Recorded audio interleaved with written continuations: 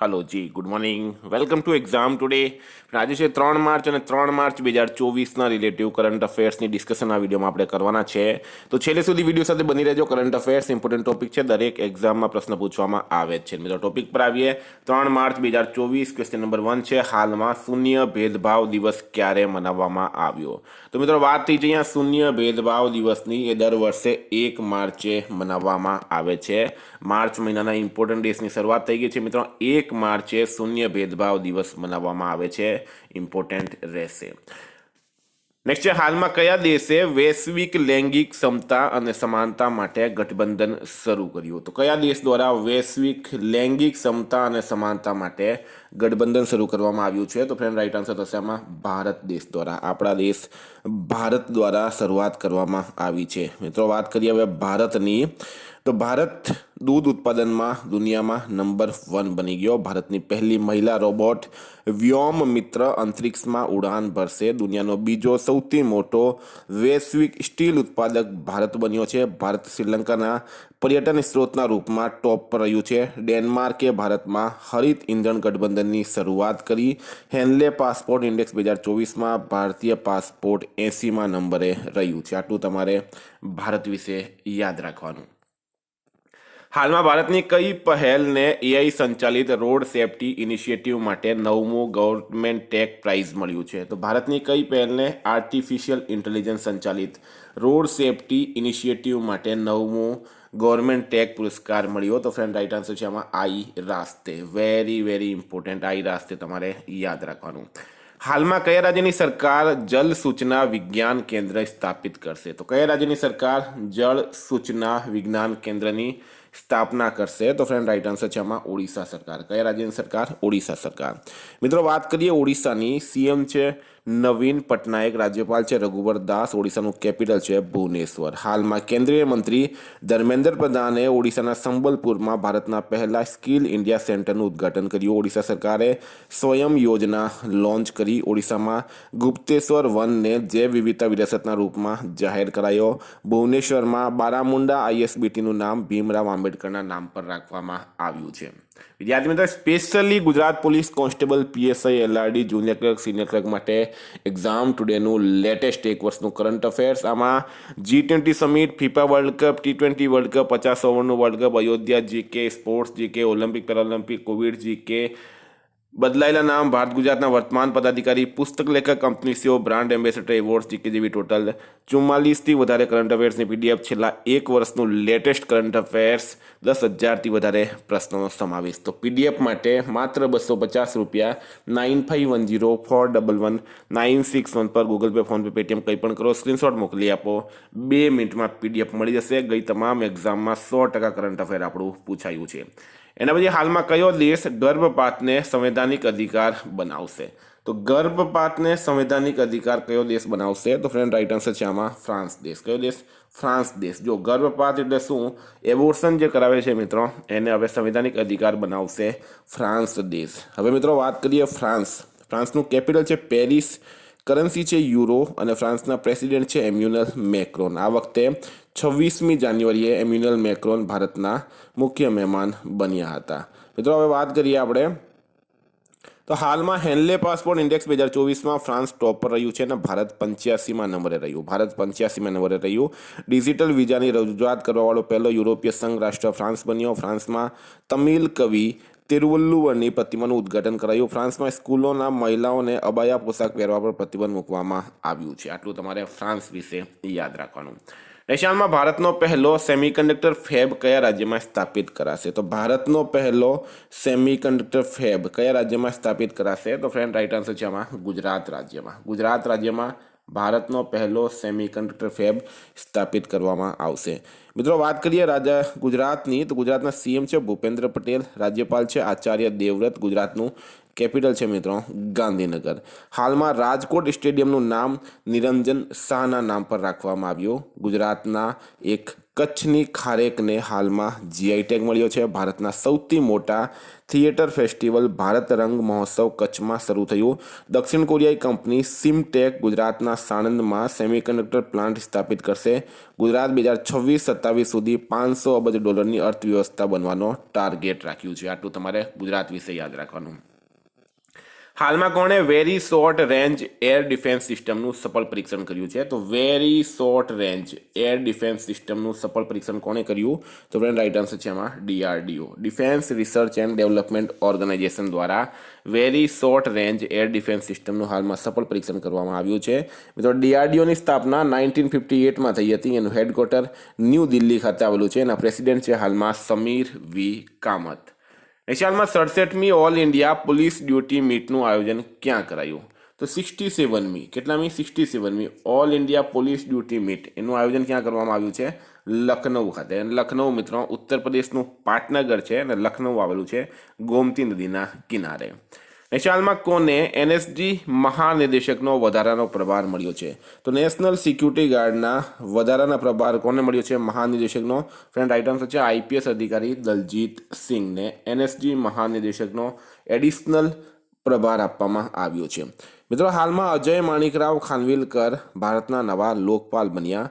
વિશ્વ બેંકના GEFની પહેલી મહિલા ડાયરેક્ટર બની છે ગીતા બત્રા. શ્રી સાદ અહમદ વારાઇચ ભારતમાં પાકિસ્તાનના ઉચ્ચાયુક્ત બન્યા. ભારતની પહેલી મહિલા પીચ ક્યુરેટર બની છે જેસિન્તા કલિયા. અને નવા સતર્કતા આયુક્ત બન્યા છે AS રાજીવ. હાલમાં રાષ્ટ્રીય જન્મદોષ જાગૃતતા દિવસ 2024 કોના દ્વારા લોન્ચ કરવામાં આવ્યો? તો રાષ્ટ્રીય જન્મદોષ જાગૃતતા મહિનો 2024 કોના દ્વારા લોન્ચ કરવામાં આવ્યો છે? તો રાઈટ આન્સર છે મિત્રોમાં નીતિ આયોગ દ્વારા. National institution for transforming India NITI આયોગનું પૂરું નામ છે. એની સ્થાપના મિત્રો 1 જાન્યુઆરી 2015ના રોજ થઈ હતી. પહેલાં યોજના આયોગ ચાલતો હતો, એને ભંગ કરીને હવે નીતિ આયોગ બનાવવામાં આવ્યો. નીતિ આયોગના હાલમાં વર્તમાન અધ્યક્ષ છે વડાપ્રધાન નરેન્દ્ર મોદી. હેડક્વાર્ટર આવેલું છે ન્યૂ દિલ્હી ખાતે. એશિયામાં કયા રાજ્યની સરકારે સાર્વભૌમિક જીવન વીમા યોજનાનું અનાવરણ કર્યું છે? તો સાર્વભૌમિક જીવન વીમા યોજનાનું અનાવરણ કર્યું છે હાલમાં કઈ રાજ્યની સરકારે? તો નાગાલેન્ડ સરકારે. નાગાલેન્ડની સરકારે કર્યું છે. તો નાગાલેન્ડનું કેપિટલ છે કોહિમા. CM છે નેફ્યુ રિયો. રાજ્યપાલ છે લા ગણેશન. બરાબર, લા ગણેશન નાગાલેન્ડના રાજ્યપાલ છે. મિત્રો હાલમાં 1 ડિસેમ્બર નાગાલેન્ડનો રાજ્ય દિવસ મનાવાયો. હોર્નબિલ મહોત્સવ 2023 નાગાલેન્ડમાં મનાવવામાં આવ્યો. ફાંગનોન કોન્યાક રાજ્યસભાની અધ્યક્ષતા કરવાવાળી નાગાલેન્ડની પહેલી મહિલા સાંસદ બની છે. હાલમાં કયા રાજ્યમાં દરિયાઈ સ્લગની નવી પ્રજાતિ મળી છે? તો દરિયાઈ સ્લગની નવી પ્રજાતિ કયા રાજ્યમાં મળી છે? તો રાઈટ આન્સર છે મિત્રો આમાં ઓડિશા રાજ્યમાં. બરાબર, ઓડિશા રાજ્યમાં દરિયાઈ સ્લગની નવી પ્રજાતિ મળી. અને આ પ્રજાતિનું નામ શું છે આ તમારે ખાસ યાદ રાખવાનું છે મિત્રો. નામ છે મેલાનો. મેલાનો ક્લામિસ. બરાબર, ક્લામિસ. દ્રૌપદી કોના નામ પર રાખવામાં આવ્યું છે? ભારતના રાષ્ટ્રપતિ દ્રૌપદી મુર્મુના નામ પર આ જે દરિયાઈ સ્લગ મળી છે મિત્રો એનું નામ રાખવામાં આવ્યું છે મેલાનોક્લામિસ દ્રૌપદી. ઓડિશા વિશે આપણે આગળ વાત કરી ગયા છે. હાલમાં કયા દેશના પૂર્વ વડાપ્રધાન બ્રાયન મુલરોનીનું નિધન થયું છે? તો કયા દેશના પૂર્વ PM છે મિત્રો? બ્રાયન મુલરોની, જેમનું હાલમાં નિધન થયું છે. તો કનાડાના પૂર્વ PM છે. કનાડાના પૂર્વ PM બ્રાયન મુલરોનીનું હાલમાં નિધન થયું છે. હવે કનાડાની વાત કરીએ તો કનાડાના વર્તમાન PM છે મિત્રો જસ્ટિન ટ્રુડો. કનાડાનું કેપિટલ છે ઓટાવા અને કરન્સી છે ડોલર. હાલમાં ભારતે કનાડા સાથે વિઝા સેવા ફરીથી શરૂ કરી. કનાડાએ ઇટલીને 2-0થી હરાવીને બિલી જીન કિંગ કપનો ખિતાબ જીત્યો. કનાડાની ડેનિયલ મેકગાહે આંતરરાષ્ટ્રીય ક્રિકેટ રમવાવાળી પહેલી ટ્રાન્સજેન્ડર બની છે. કનાડામાં વૈશ્વિક પર્યાવરણ સુવિધાની 7મી એસેમ્બલીની હાલમાં મેજબાની કરી છે. બરાબર, ત્યાં આયોજન થયું છે. આટલું તમારે કેનેડા વિશે યાદ રાખવાનું છે. હાલમાં કયા રાજ્યમાં સરકારી નોકરીઓ માટે 2 બાળકોના નિયમને સુપ્રીમ કોર્ટની મંજૂરી મળી છે? તો મિત્રો રાજસ્થાનની સરકાર જે છે એમણે એક નિયમ બનાવ્યો હતો કે 2 કરતાં વધારે બાળકો હશે તો એમને સરકારી નોકરી મળશે નહીં. બરાબર, તો એ નિયમ સામે રામજીલાલ જાટ નામના એક વ્યક્તિએ સુપ્રીમ કોર્ટમાં યાચિકા અપીલ કરી હતી. અને સુપ્રીમ કોર્ટે એમની યાચિકાને રદ કરી છે. અને સુપ્રીમ કોર્ટે રાજસ્થાન સરકારને લીલી ઝંડી બતાવી છે કે ભાઈ આ નિયમ બરાબર છે. બરાબર, તો સુપ્રીમ કોર્ટની મંજૂરી મળી ગઈ રાજસ્થાનને.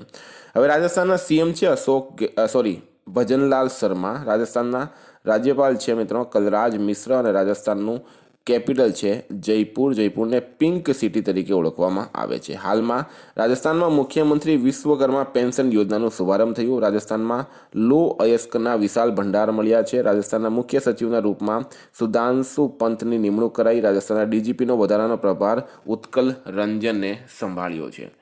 હાલમાં કઈ બેંકે smart choice gold loan launch કર્યો હતો? સ્માર્ટ ચોઇસ ગોલ્ડ લોન શા માટે લોન્ચ કર્યો છે મિત્રો? તો કોઈ વ્યક્તિ હોય છે જેઓ ઇન્ટરેસ્ટ વધારે ભરી શકતા નથી, એમની પાસે પૂરા કાગળિયા હોતા નથી, તો એવા વ્યક્તિઓને 0.88% ઇન્ટરેસ્ટ રેટ પર, બરાબર, 0.88% ઇન્ટરેસ્ટ રેટ પર સ્માર્ટ ચોઇસ ગોલ્ડ લોન આપવામાં આવશે કોટેક મહિન્દ્રા બેંક દ્વારા, અથવા તો કોટેક બેંક દ્વારા. હવે મિત્રો કોટેક બેંકની સ્થાપના 1985માં થઈ હતી. એનું હેડક્વાર્ટર મુંબઈ ખાતે આવેલું છે. સીઓ છે હાલમાં અશોક વાસવાની. એશિયામાં કયો દેશ મનોરંજક ભાંગના ઉપયોગ પર પ્રતિબંધ લગાવશે? તો મનોરંજક ભાંગના ઉપયોગ પર પ્રતિબંધ લગાવશે મિત્રો થાઈલેન્ડ. કયો દેશ લગાડશે? થાઈલેન્ડ. થાઈલેન્ડનું કેપિટલ છે બેંકોક, કરન્સી છે બહત અને પીએમ છે શ્રેઠા થાવીસીન.